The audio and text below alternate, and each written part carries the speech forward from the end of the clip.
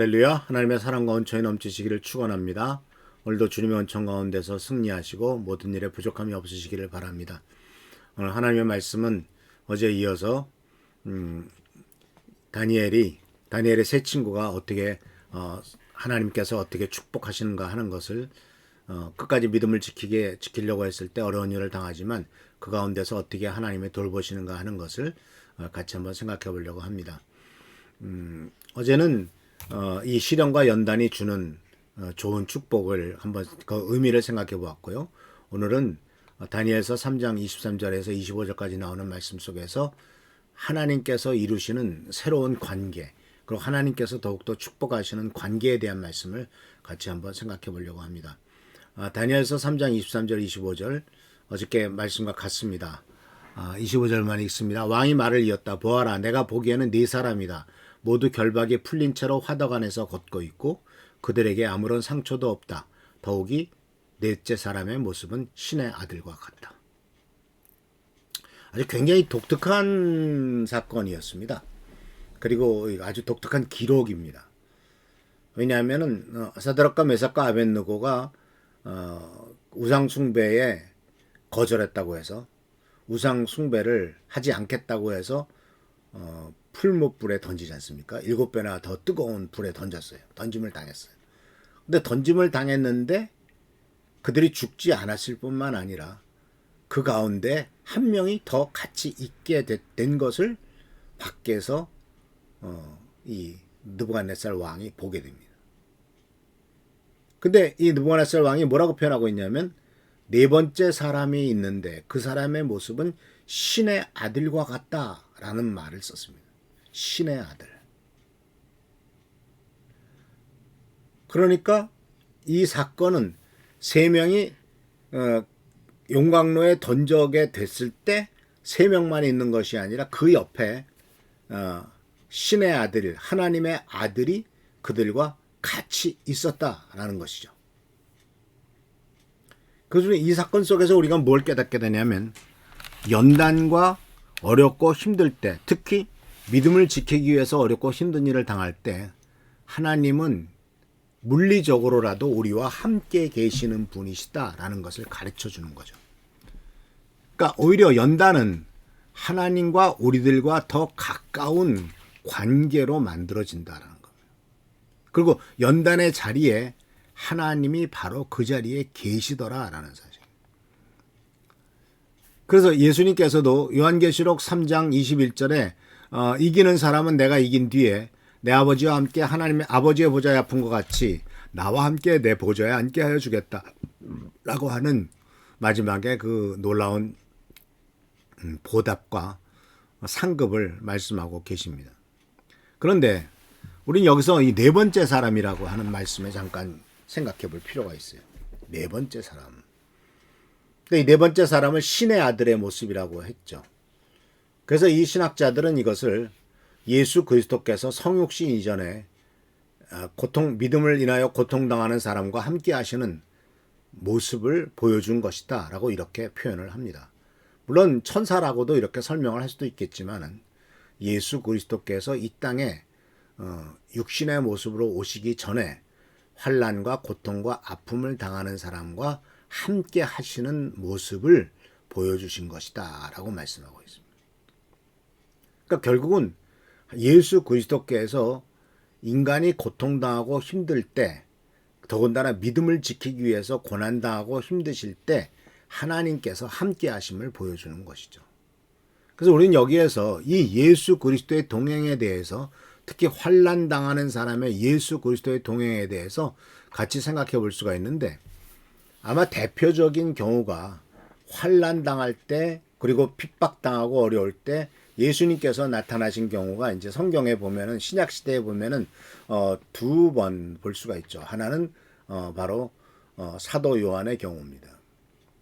사도 요한이 믿음을 지키고 살아가고 있을 때 도미티아누스라고 하는 황제가 자리를 차지했을 때, 왕권을 갖게 되었을 때, 로마 황제가 되었을 때 아주 끔찍한 그 핍박을 하거든요.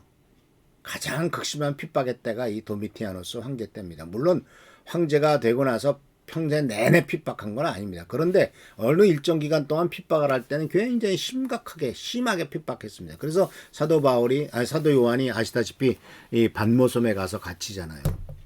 그 반모섬은 굉장히 추운 곳이고 겨울엔 정말 추운 곳이고 지중해 한가운데 있는 섬인데 더군다나 그런 동굴 속에 갇혀서 끔찍하게 추운 겨울을 보냅니다.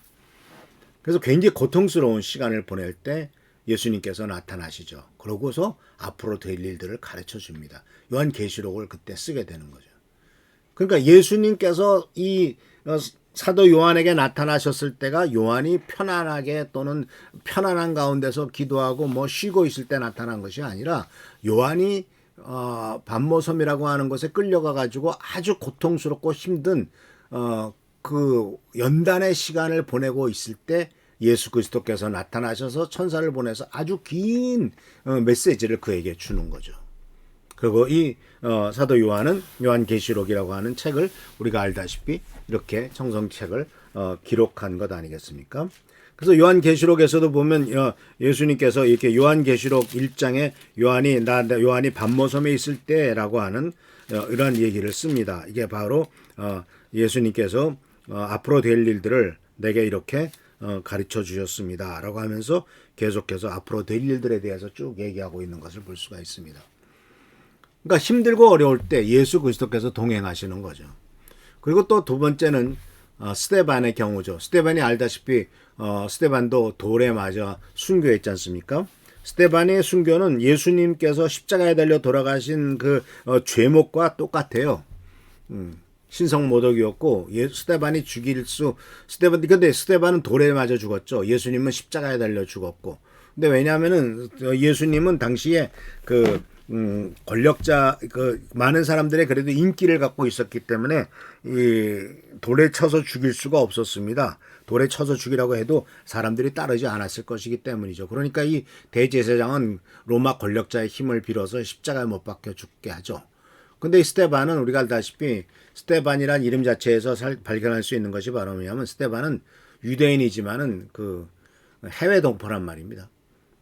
외국에서 태어난 유대인이에요. 그러니까 유대어가 아마 어눌할 수도 있고 그래서 근데 7집사 중에 하나였잖아요. 그러니까 미움을 당합니다. 미움을 삽니다. 그래가지고 그 당시에 돌로 쳐서 죽이라고 그러니까 사람들이 기꺼이 스데반을 돌로 쳐서 죽이죠. 근데 스데반이 죽을 때 사도행전 7장에 보면은 눈을 들어 하늘을 보니 하늘 문이 열렸다. 그런 말을 합니다. 그랬더니 돌을 더 들어 쳤어요. 아이러니하죠. 하늘 문이 열리고 하늘의 놀라운 영광을 보는 사람에게 정말 감격하는 게 아니라 그러니까 더 돌을 들러 칩니다. 그래서 이제 그 스데반이 뭐라고 말을 하고 있냐면 사도행전 7장 말씀에 이렇게 말을 합니다. 하늘 문이 열리고 바로 이렇게 얘기를 하고 있습니다. 스데반이 보십시오. 하늘이 열려 있고 하나님의 오른쪽에 인자가 하나님의 아들이신 예수님이 서 있는 것을 보입니다. 라고 말하였다. 사람들은 귀를 막고 큰 소리를 지르고서 일제히 스데반에게 달려들어 성 밖으로 끌어내어 돌로 쳤다. 네. 그러니까 하나님의 놀라운 은혜와 역사를 체험하는 그 사람을 돌로 쳐서 죽이죠. 근데 그런 돌로 쳐서 죽이는 그 과정 속에 예수님께서 보좌 우편에서 일어나서 스데반의 순교를 바로 맞이할 준비를 하고 있는 것을 보게 됩니다. 그러니까 이게 바로 하나님과의 친밀한 관계가 핍박과 어렵고 힘든 일을 당할 때 더 친밀한 관계가 이루어진다라는 사실을 발견하게 돼요. 우리 인생에도 마찬가지지 않습니까? 언제 주님께서 우리들과 더 함께 하십니까? 어렵고 힘들 때 함께 하십니다. 언제 우리가 또 주님께 기도합니까? 어렵고 힘들 때 기도하죠. 그때일수록 하나님이 더 함께 하시고 우리들을 위로하고 돌보고 계시지 않습니까? 그래서 우리가 힘들 때는 손잡고 걸으시지만 우리가 어려울 때는 우리를 업고 걸으신다라는 사실을 기억하시면서 주님의 은총 가운데서 어렵고 힘들 때 오히려 새로운 관계로 나아가고 축복으로 나아간다는 사실을 기억하시면서 주님의 은총 가운데 승리하는 우리 귀한 성도들 되시길 축원합니다. 할렐루야 축복합니다. 오늘도 주님께서 함께 하신 은혜를 감사드립니다. 어려울 때 우리와 함께 하시는 주님, 고통스러울 때 우리 곁에 계셔서 우리를 지켜주신 주님을 찬양합니다.